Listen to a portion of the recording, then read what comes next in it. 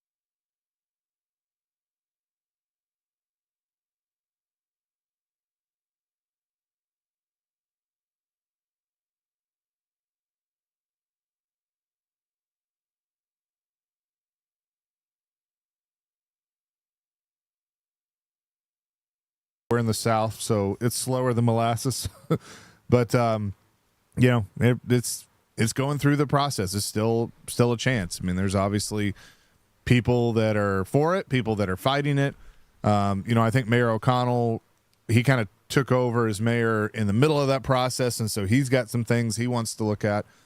But I'm hopeful, and I know a lot of people are hopeful. And my thing is that I'm very supportive of Nashville SC and what they've done and that beautiful stadium over there. I know that many people that supported the racetrack and the racetrack itself supported them getting that stadium.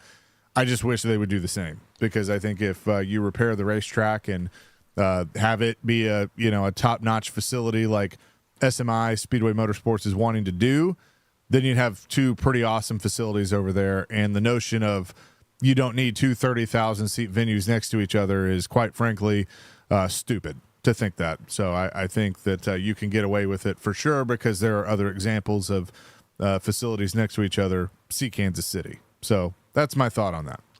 Still breathing. So As long as that place is still breathing, it's still alive, there's still a great chance. So I love it, and I love Bob's passionate about, and I give you and Mike grief all the time about the things like that, but I love the passion you guys bring for the Speedway and for it's important. I'm just sorry. It's important to our city that it's here.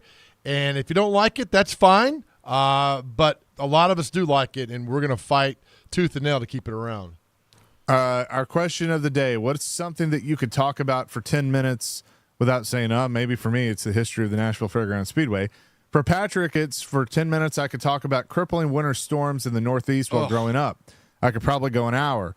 Then he says, I'm actually sitting on the beach in Siesta Key and listening. Best show, even on the beach. Thanks, Patrick. Appreciate you. Yes. Thank you, Patrick. Appreciate you, brother. 9756 says, all things beer. Oh, that would be fantastic. You know what, though? I could get up there and talk in 10 minutes of why I cannot stand IPAs. Now, Mr. Why? Speaker, look, it's my speech, punk. Mr. Speaker, you're under 21 years of age. So you cannot speak to the pros and cons of IPAs. I don't even know what an IPA is. So. Good man. You just Indian got my Pale vote, Ale. Mr. Speaker. What is it, Chase? Indian Pale Ale. I used to not be a huge fan of IPAs, but I got more into craft beer and things like that. And honestly, I think where I started to get a taste for IPAs is hanging out with Hal Gill, because he opened my palate for me when it came to beer. So thank you, Skilsy. Well, Appreciate that. I'll hit you in the head with a pallet, but I am not. You can do that anyway. I'm just give me a good old domestic import, and I'm good, man. If you like IP, fantastic, love it. But I could go 10 minutes on that. But I love the response we've gotten from so many people, because it's kind of sometimes prefaced by saying, well, nobody cares about this, but here's what I could talk. No, we care about it. If you can go 10 minutes, like the guy earlier, like 10 minutes on taxes, I'd listen to that. 10 minutes on other things. It'd be fascinating, just because I don't know that world. The fact to see somebody up there and do that for 10 minutes with no notes and not stumbling over the words would be great. I'm like, you did the NASCAR, like Daytona 500 winners. I can do Heisman Trophy winners and what they're doing now, what they it might not be like earth shattering to some people, but again, you just got to get 10 minutes and say it and have no notes, no preparation, and go for it. Gene says, dude, I'm retired from 45 years in sales. Talking is what I do. Subjects: food. I operate a food pantry. Successful salesmanship. The Cleveland Browns. Old Titan Stadium. I helped build it. Oh, nice.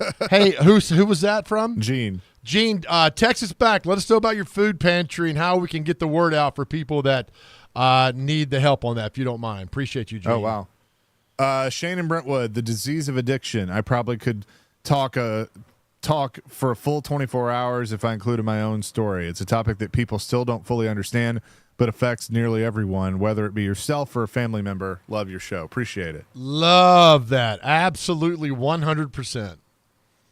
I mean, look, and it's something that, should be talked about more. And honestly, one of the things I really love about what we've been doing for almost a year now on this show is we're hitting subjects that everybody else is afraid to hit. And that's not a shot. That's just you in the show every day about, mental health and males' mental health and suicide prevention and all of that. And those are subjects that it's like people are aware of and probably care about, but it's like nobody knows how to talk about it. And so I feel like that we've kind of pulled the curtain back on that and welcome people in and their stories. So I agree. Thank you for that. Yeah, it's funny. When we started doing this, I remember one of the first texts we got was like, you're wasting your time. You can't save everyone. And my response is, but we sure as hell can try. And so when they like, you're wasting your time. No, I'm not. No, we're going to try every day, every single day. And Chase, we've been involved in this, and so is Dr. Crane, we've had guys reach out to us, and we're walking with them on this journey over the last couple of months. And it's fantastic because, as I tell people, that is one guy comes to us and talks to us, right? I'm such an optimist that I'm thinking that's one less customer for the funeral home.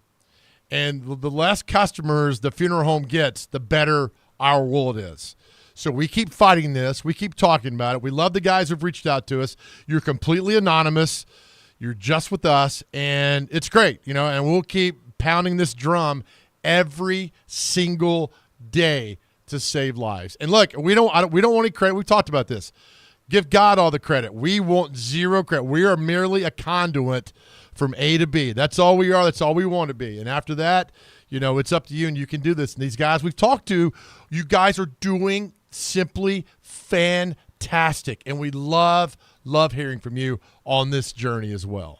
Amen to that. Let's see, 4110. This is Bob in Smyrna.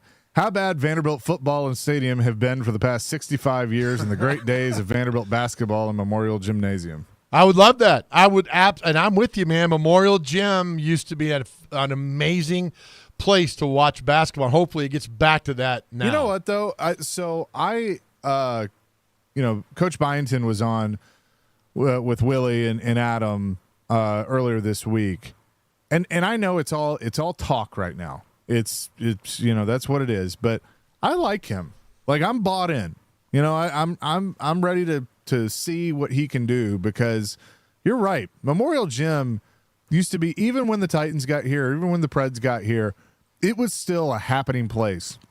And Vanderbilt basketball had a place in this city, and it's been sad to see it just fall off like it has the last few years. And you and I like Jerry Stackhouse. I think he tried. I just think, with the way that NIL and different things have changed, it kind of passed him by. I thought Bryce Drew did a good job, but for everybody that was like it was time to move on from Kevin Stallings, and maybe it was, he was pretty damn consistent. He was. One thing I would do if I'm the AD at Vandy, nobody asked me, if the SEC network came to me and said, hey, we want your game versus Missouri to start at 6 o'clock, I'm saying absolutely not. That game's starting at 7 o'clock. No basketball game should start at 6 o'clock on a Tuesday night. It should not. Yeah. It should start at 7, all right? And I got school. We all got school. We all got work. We all got things to do the next day. But I'm telling you what, take off work at 4 o'clock, go pick the kids up, get them fed, get them downtown. No, it ain't working. Stop the 6 o'clock and 5:30 garbage time games. Make them all at 7. Screw the network. Nobody cares. Put them at 7 o'clock. And that way you get fans back in that building. I'm telling you, at 6 o'clock games, nobody's going. Nobody's going down there on West End at 6 o'clock. You put it at 7, it's an hour difference. It makes a huge difference for families. I had kids. You got to feed them. You got to make sure the homework's done and get down there. Parents don't want to rush at 4:30 out to, Hendersonville, pick the kids up, try to feed them, make me homework's done, rush. No, that extra hour helps immensely. Stop the 6 o'clock games. Thank you. I agree. And you know what? The thing that the networks don't think about, because they don't care,